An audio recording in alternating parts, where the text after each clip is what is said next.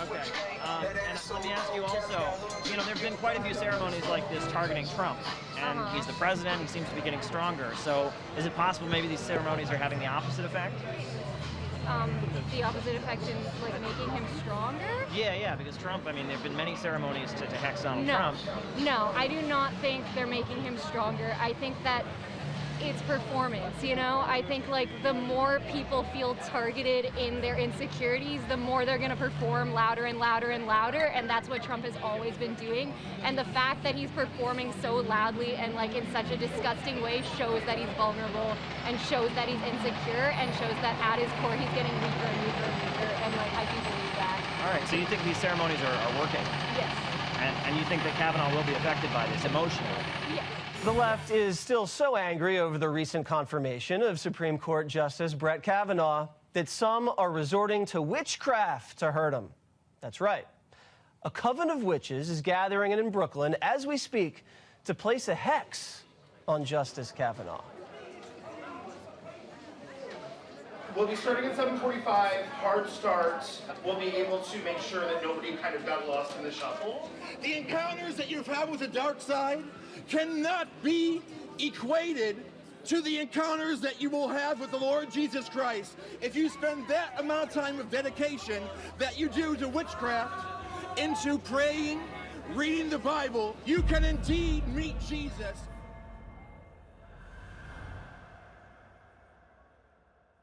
All right, so Dakota, you're a witch. Yeah. And has these things worked in the past, these hexes? For us, it's about exposing these people because we believe that they are fundamentally dishonest and fundamentally unethical, and so we want that to be exposed. It's sort of dealer's choice on who you want to throw all your hatred at. We have featured tonight Donald Trump, Brett Kavanaugh, and fuckface McConnell.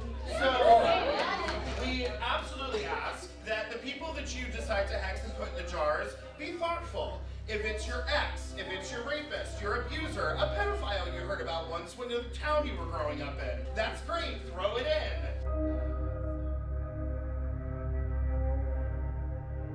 Since the beginning of humanity, there have been people who seem to have gifts, being able to talk to the dead. Maybe they have visions. Maybe they can heal.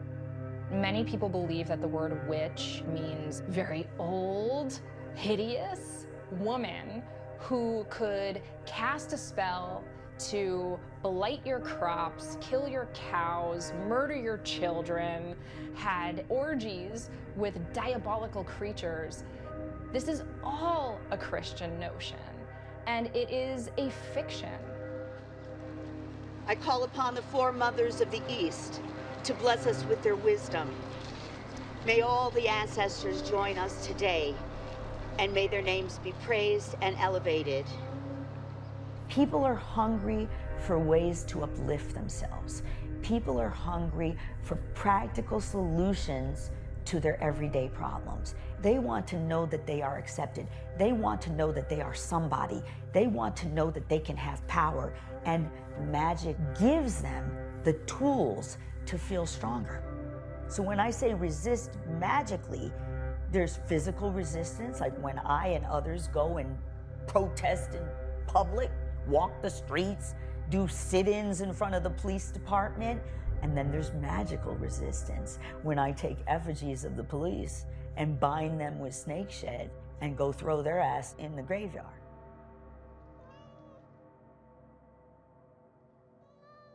You know, a lot of the time people don't understand exactly what magic is, and they think that we're just kind of, you know, dropping salt into water and drawing circles on paper, and they think that we must be daft if we think that that is going to have any effect. And yet our rituals and our culture do have an effect. They do change the way that we relate to our world. And so a large part of practicing magic, especially practicing resistance magic, is to help us remember who we are, to help us remember that we don't consent to this paradigm of culture that is built on slavery and genocide and racism and sexism and misogyny and the destruction of the earth, we do not consent to that. We resist that. We rebel against that.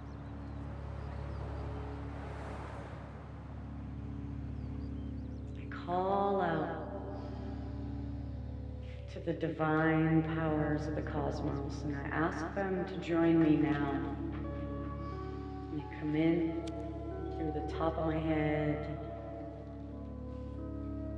work down my nervous system, down my spine.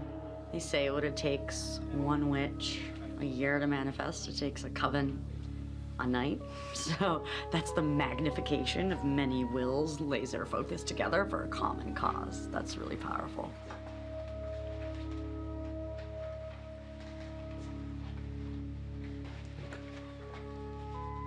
They were real victims of witch trials and witch hunts that actually suffered huge injustices.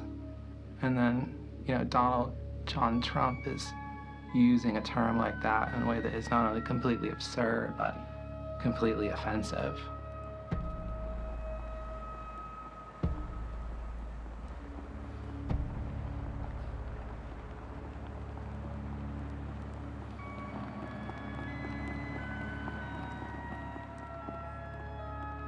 We call upon all witches to come forth and stand against that which poisons the earth and its people.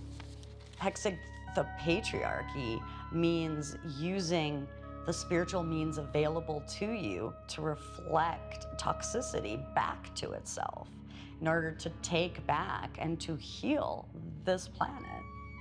Maybe in older times, it was okay to stay hidden and just to do your work in private, but now's the time of the witch to stand up and to do what needs to be done and to have a public voice. The concealment of taxes and writs of health, aiding the polluting and desolation of the earth, the power vested in us by the laws of the gods, thou art cast before this coven for thy judgment. Donald John Trump, you have been called before this jury of witches to be tried for a litany of crimes foul and detestable against the country of your birth, the most vulnerable in your charge, the immutable laws of justice and the very earth upon which you walk.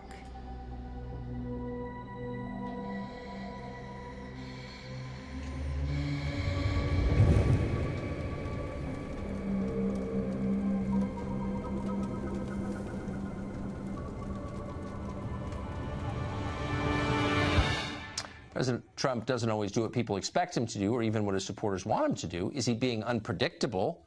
Or could there be another cause, perhaps a magical one? We've asked many witches to come on this program, but only Amanda Yates Garcia was brave enough. What does this mean exactly, that you cast a binding spell on the president? My ultimate aim is that we protect the people that we love from having harm done to them. But in the meantime, I think what's really important is that we create a sense of solidarity and empowerment within the people who are participating in the spell. Now with me, everyone. Donald J. Trump, your power is broken. Donald J. Trump, your power is broken. Your power is broken. You're fired! You're fired! We're not drinking baby's blood.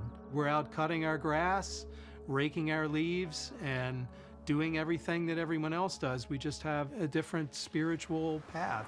Created to be salt and light. I am a daughter of the Most High King, and you were all created. You were all created with a purpose, but guess what? You were all deceived. You were all deceived. The patriarchy! Fuck the patriarchy! We open this space in order to accomplish that which we have set out, and we welcome in all of the ones who have heard our call, and keep us safe as we work against the terrible machine which wants our misery. Incredible. That was really good. You guys. After we're done, the jars get sealed, candles get burned, bitches get hexed, okay? All right. I bet you feel better, right?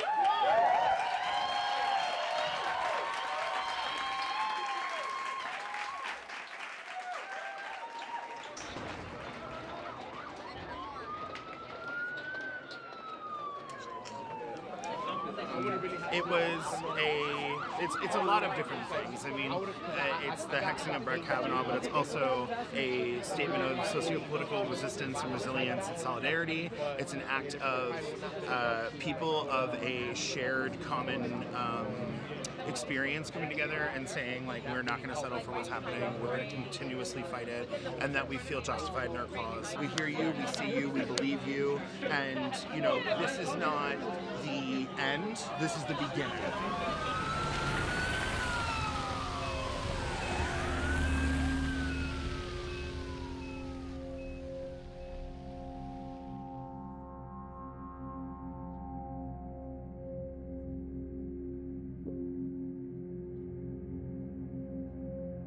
I don't believe that magic is enough. I don't think it is the only thing we should be doing. There are actions in the mundane world that we have to take part in. We have to vote. We have to use our voices. But magic can also remind us that we can do this, that we can make these massive changes, that we can reimagine and rebuild our world into a place that celebrates the power that we all have within us.